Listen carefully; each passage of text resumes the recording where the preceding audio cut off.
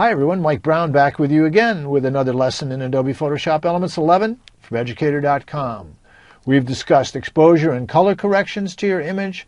We've discussed making selections to isolate areas for correction. We've discussed how to adjust the edges of the selections so that you get flawless blends.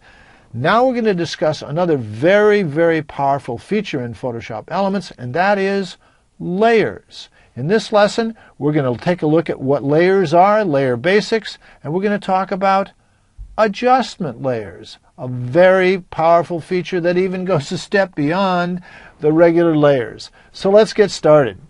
Here's a layer sample. I want to open this up right back to where we started from. First off, the Layers panel itself resides on the right side of the workspace, and across the option bar at the bottom you see the Layers icon. Can turn it off or turn it on. And in this case you see a file that appears if we just take and hold the space bar for the hand tool. We move it around. It seems to be a solid image, but if you look in the Layers panel you see a list of items with thumbnails and eyes.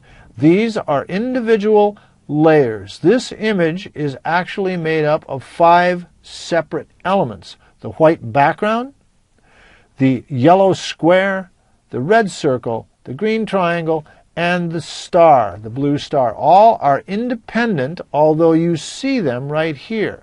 The way layers work, as you see in the panel, the background is at the bottom and everything else moves its way up the ladder, and the visibility is from the top of the stack down to the bottom, just the way you see it, top to bottom. Notice that the star is visible above the green triangle, and you can see it overlaps it, so you look down through the star at the green triangle, and below the green triangle is the red circle, and below that is the yellow square, and all of them are above the white background.